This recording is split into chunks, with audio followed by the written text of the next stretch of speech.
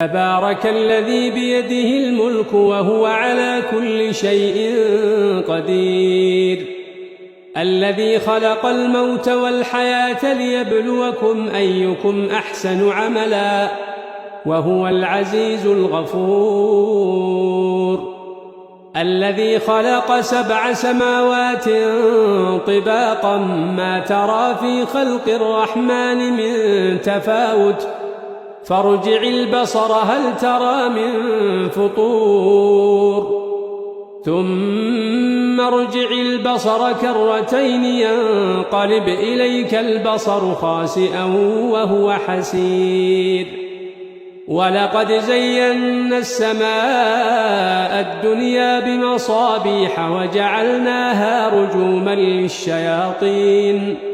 وأعتدنا لهم عذاب السعير وللذين كفروا بربهم عذاب جهنم وبئس المصير إذا ألقوا فيها سمعوا لها شهيقا وهي تفور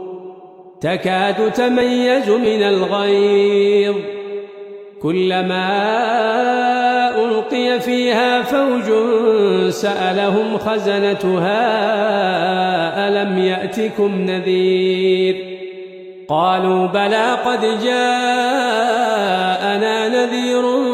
فكذبنا وقلنا ما نزل الله من شيء إن أنتم إلا في ضلال كبير وقالوا لو كنا نسمع أو نعقل ما كنا في أصحاب السعير فاعترفوا بذنبهم فسحقا لأصحاب السعير إن الذين يخشون ربهم بالغيب لهم مغفرة وأجر كبير وأسروا قولكم أو اجهروا به إنه عليم بذات الصدور ألا يعلم من خلق وهو اللطيف الخبير هو الذي جعل لكم الأرض ذلولا فامشوا في مناكبها وكلوا من رزقه وإليه النشور أأمنتم من في السماء أن يخسف بكم الأرض فإذا هي تمور أم أمنتم من في السماء أن يرسل عليكم حاصبا فستعلمون كيف نذير ولقد كذب الذين من قبلهم فكيف كان نكير أولم يروا إلى الطير فوقهم صافات ويقبضن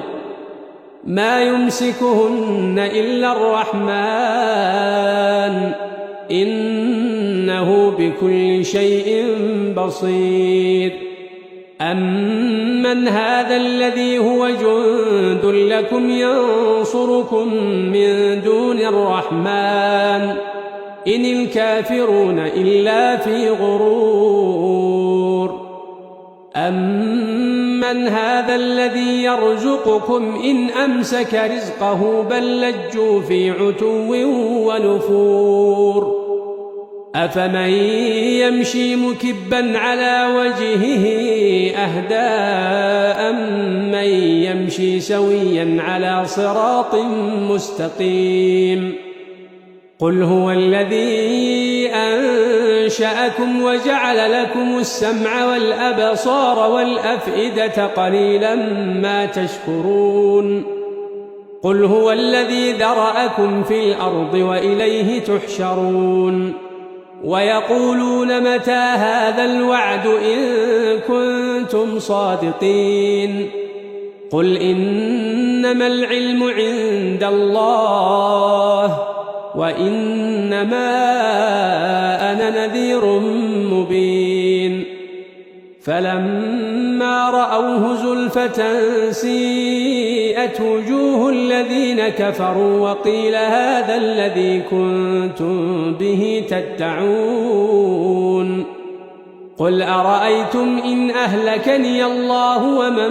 معي أو رحمنا فمن يجير الكافرين من عذاب أليم قل هو الرحمن آمنا به وعليه توكلنا فستعلمون من هو في ضلال مبين قل أرأيتم إن أصبح ماؤكم غورا